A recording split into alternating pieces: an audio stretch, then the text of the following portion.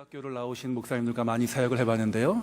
하나님을 향한 순수한 열정과 뜨거운 사명으로 같이 즐겁게 사역했던 기억이 납니다. 이 학교에서 여러분들 잘 배우셔서 하나님 나라를 위해서 귀히 쓰임 받는 우리 복된 믿음의 사람들이 되실 수 있기를 주의 이름으로 축원합니다. 부활의 계절이고 꽃이 만발한 계절입니다. 제가 학교에 들어와 보니까 우리 학생들이 벚꽃 앞에서 아주 즐겁게 사진도 찍으시고 발랄한 모습들을 보게 되었습니다. 학교가 이렇게 활기차게 또 있는 모습 보니까 제 마음도 예전 학교 시절로 돌아가는 듯한 마음이 들었습니다. 만나 뵙게 돼서 다시 한번 반갑습니다. 오늘 우리가 읽은 본문은 예수님께서 부활하시고 제자들에게 세 번째로 나타나신 장면을 기록하고 있습니다. 우리가 21장을 읽었지만 우리 앞장 20장을 보면 예수님께서 부활하신 이후에 첫 번째와 두 번째로 제자들에게 나타나시는 장면이 기록되어 있습니다.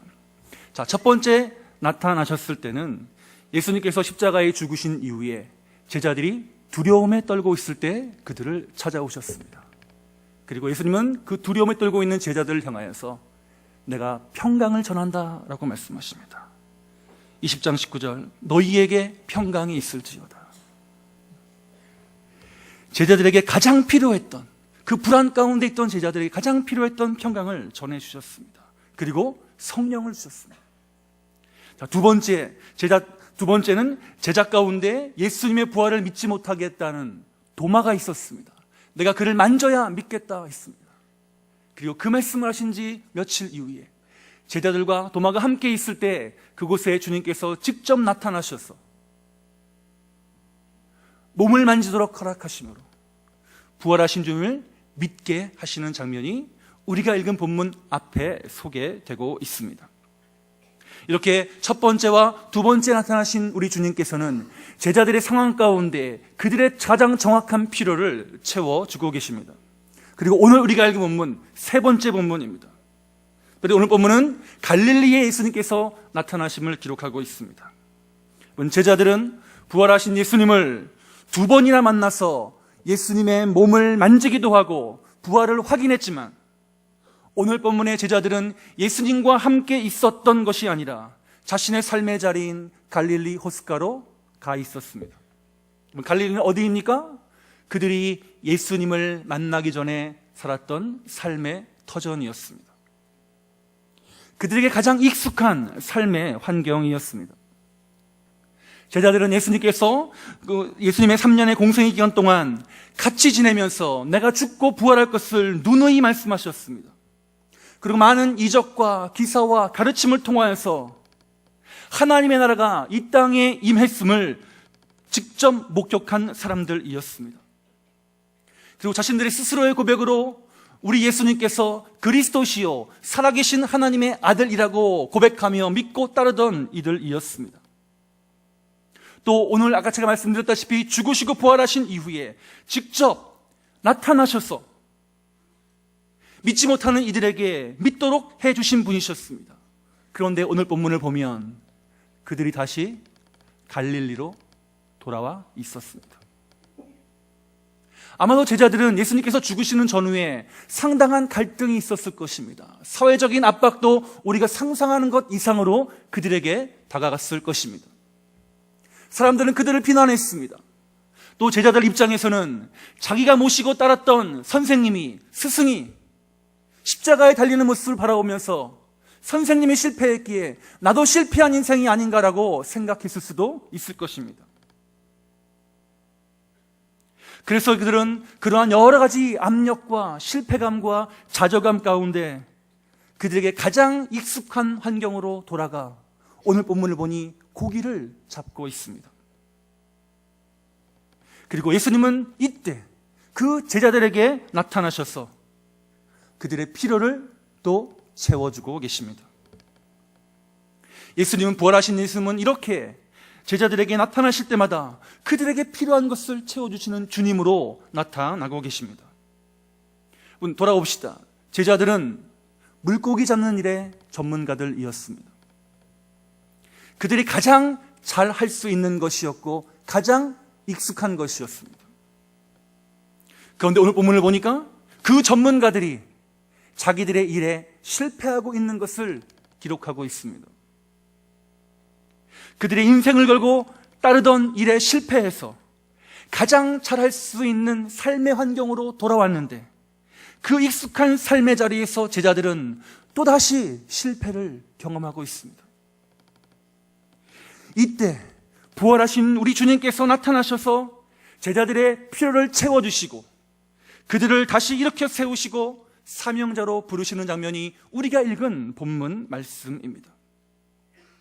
예수님은 이렇게 낭망하고 있었던 제자들에게 나타나셔서 평강을 전해주셨고 부활을 믿지 못하는 제자에게 나타나셔서 직접 부활의 확신을 주셨고 오늘은 고기 잡는 일에 실패한 제자들에게 나타나셔서 그들이 감당할 수 없을 만큼의 물고기를 잡게 해 주셨습니다. 이 사건은 예수님께서 공생애를 시작하시면서 제자들을 부르실 때에 물고기를 가득 잡게 한 사건을 떠올리게 합니다. 밤이 새도록 물고기를 잡았으나 잡지 못하였을 때 우리 주님께서 잡게 해주심으로 내가 더 이상 너희들이 물고기를 낚는 어부가 아니라 사람이 낚는 어부가 되겠다라고 말씀하셨고 그 말을 듣는 제자들은 모든 것을 버리고 예수님을 쫓았던 것을 저와 여러분이 알고 있습니다. 그리고 3년이 지나 오늘은 부활하신 그 예수님께서 제자들에게 다시 물고기를 가득 잡게 하심으로 앞으로 이들이 물고기를 잡는 인생에서 끝나는 것이 아니라 우리 주 예수 그리스도의 복음을 들고 사람을 낚는 인생을 살게 될 것을 보여주고 계십니다. 예수님께서는 너희에게 물고기가 있느냐라고 하신 이후에 예수님의 사랑하는 제자인 요한은 베드로에게 예수님이 나타나셨음을 전합니다. 그리고 우리가 읽은 대로 베드로는 어떻게 합니까? 너무 놀라 정신없이 옷을 입고 물로 뛰어들고 맙니다. 그리고 다른 제자들이 육지로 배를 끌고 오자 예수님은 이미 불을 피워 놓으시고 생선과 떡을 준비해 놓으셨습니다. 베드로는 물에 빠진 생쥐 모양으로 나와 열심히 그물을 정리하고 있었지만 자신 앞에 나타나신 그 예수님을 바라보면서 속으로는 여러 가지 별 생각이 다 들고 있었을 것입니다. 그리고 제자들도 마찬가지입니다. 다른 제자들은 불을 피워놓고 아침을 준비해 놓으신 우리 주님 앞에서 오늘 본문을 보니 아무런 말도 하지 못했다라고 성경이 우리에게 말씀해주고 계십니다. 그리고 제자들은 지난 3년 동안 가장 익숙했던 시간, 예수님과 늘 함께 먹었던 그 식사 시간을, 밥을 먹는 시간을 가졌습니다. 제자들은 예수님과 떨어져서 자신들의 삶의 환경 가장 익숙한 곳 물고기로 잡는 것으로 돌아왔지만 그러나 실패하고 있었고 예수님은 그 실패하고 있는 제자들에게 다시 찾아오셔서 지난 3년 동안 제자들과 함께했던 가장 익숙한 환경을 제공하시면서 아침을 먹자고 초대하십니다. 여러분, 이 초대는 단순한 아침의 초대가 아니죠. 이 초대는 제자들을 다시 사람을 낚는 업으로 세우기 위한 위대한 초대였습니다. 예수님은 제자들에게 일일이 떡과 생선을 나누어 주십니다. 떡과 생선을 나누어 주는 일은 누구의 일이었습니까? 제자들이 예수님께서 말씀을 가르치시고 많은 사람들이 배가 고플 때에 그들이 직접 예수님을 대신하여 떡과 생선을 나눠주던 일이었습니다. 이 순간 제자들은 예수님 앞에서 단 한마디도 못하고 있으면서 지난 3년 동안의 많은 시간들을 생각했을 것입니다. 그리고 앞으로 이제 우리가 어떻게 해야 되나 여러 가지 갈등 가운데 복잡한 생각을 하고 있었을 것입니다. 그리고 아무도 말을 하고 있지 않을 때 예수님은 제자들을 다시 사명자로 세워가는 위대한 질문을 우리에게 던지십니다. 그것이 우리가 읽진 않았지만 바로 15절, 21장 15절 이하에 나오는 유명한 본문이 우리에게 소개되고 있습니다. 물에 빠져 흠뻑 젖어 추위에 떨고 있던 베드로에게 예수님은 불을 피워놓으시고 그 불빛 앞에서 베드로에게 이렇게 질문하십니다. 요한의 아들 시몬아, 네가 이 사람들보다 나를 더 사랑하느냐? 베드로는 바로 이때 며칠 전에 있었던 일 떠올랐을 것입니다. 예수님께서 십자가에 달리기 전 붙잡혀 가야바의 뜰로 끌려가셨을 때에 베드로는 몰래 그 뒤를 따라갔습니다. 그리고 그 대제사장 가야바의 뜰에서 밤이 되어 춥자 불빛 앞으로 다가갔습니다. 그 모닥불빛 앞에 있을 때에 가야바 집에 일하던 종이 베드로에게 찾아와서 너가 예수를 따르던 사람이 아니냐, 너가 갈릴리 사람이 아니냐라고 물었습니다. 이때 베드로가 뭐라고 합니까? 나는 그를 도무지 알지 못한다. 닭이 2번 울기 전에 3번 부인한 것 저와 여러분이 잘 알고 있습니다. 그리고 오늘 이 본문의 예수님은 그 3번 부인했던 베드로에게 그 같은 불빛 앞에서 정확하게 다시 한번 3번 질문하십니다. 그 누구보다 나를 더 사랑하느냐? 예수님은 제자들의 필요를 철저하게 채워주신 이후에 다시 그들을 사역의 현장으로 보내시기 위하여 그들을 사명자로 세우고 계십니다. 그 사명자의 길에서 중요한 것, 다른 것이 아니라 그 무엇보다 우리 주님을 사랑하느냐였습니다. 예수님을 부인하고 흩어져서 자신의 삶의 현장으로 돌아와서 물고기를 잡고 있었던 제자들에게 예수님은 다시 한번 그들에게 사랑을 확인하고 계십니다.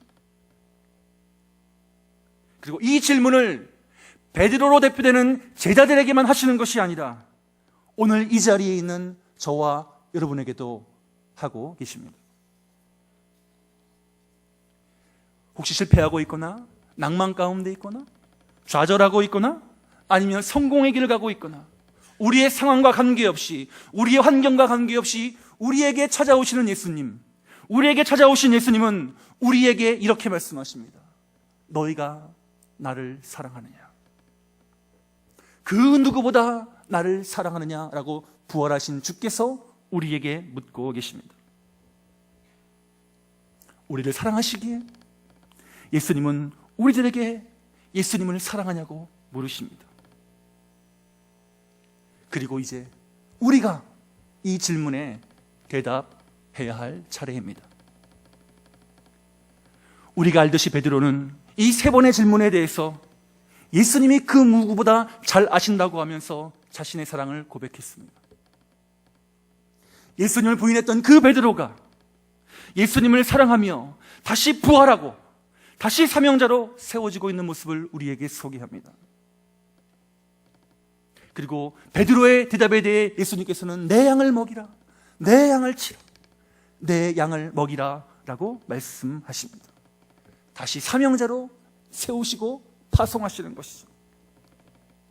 이렇게 예수님은 우리의 사랑을 확인하시고 우리를 삶의 자리로 보내시면서 그 부활하신 주님이 주신 명령을 따라 살아가도록 해주고 계십니다.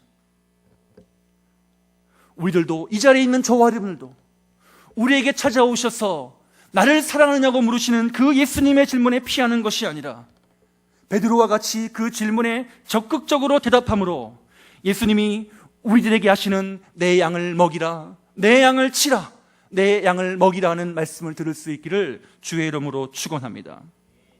그리고 예수님은 이 모든 고백을 들으신 이후에 요한복음 마지막에서 단 한마디 말씀으로 베드로에게 말씀을 전하십니다. 나를 따르라. 복잡한 말씀하지 않으셨습니다. 예수님은 그 사랑을, 내 안에 있는 예수님을 향한 사랑을 확인하신 이후에 나를 따르라고 하십니다. 이 거룩한 요청은 베드로만이 아니라 이 자리에 있는 저와 여러분 모두에게 적용되는 말씀입니다. 예수님을 사랑하십니까? 그러면 그를 따르십시오. 수많은 미사역으로 화려하게 치장하지 않아도 이 단순한 부르심 앞에 세워지는 우리 복된 성서대학교 학우들이 될 수 있기를 주님의 이름으로 축원합니다. 나를 따르라는 이 단순한 명령에 순종함으로 위대한 하나님의 나라를 이 땅 가운데 만들어가는 복된 학우들이 다 되실 수 있기를 주의 이름으로 축원합니다. 기도하겠습니다. 주님 감사.